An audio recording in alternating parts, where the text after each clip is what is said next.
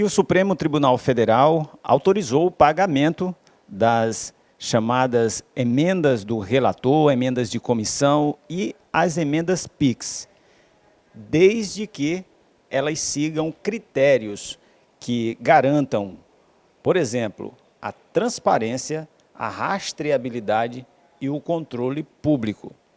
Inclusive, o fato do STF ter votado mais transparência no repasse dos recursos públicos para os estados e para os municípios, por meio das emendas parlamentares, isso tem gerado, inclusive, um atrito entre a Câmara e o Senado, a Câmara, o Senado e também o governo federal. Porque se esperava que Flávio Dino pudesse ajudar no processo, inclusive deixando como estava a situação. No entanto, Flávio Dino endureceu e quer mais transparência. Essa decisão do Flávio Dino foi referendada pelo Pleno do STF, garantindo mais transparência, mais rastreabilidade e mais controle do recurso que sai de Brasília até chegar aos municípios e aos estados. Isso, por exemplo, no caso, a decisão definiu uma série de critérios. Dentre os critérios está a indicação do autor da emenda, o beneficiário da emenda, um portal da transparência para se saber a quantidade de recursos que está sendo enviada e também a separação entre o relator do orçamento e também o autor das emendas.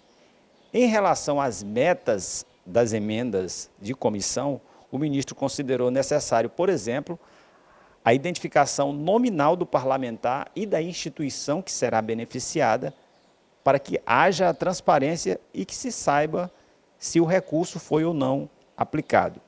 No caso das emendas PIX, é uma outra forma do governo repassar as emendas, que vai direto para os municípios, principalmente.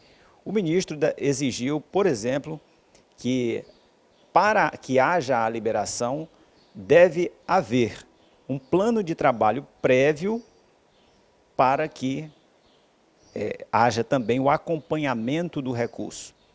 E os tribunais de contas também seriam órgãos de controle para fazer essa fiscalização. O fato é que o STF agora bateu de frente com a Câmara, com o Senado e com o governo federal para que esses órgãos, para que essas casas deem mais transparência aos recursos que saem de Brasília para os estados e para os municípios. Outras informações em nossa programação, Julimar Silva, com imagens de Edivaldo de Farias para o Sistema Nordeste de Comunicação.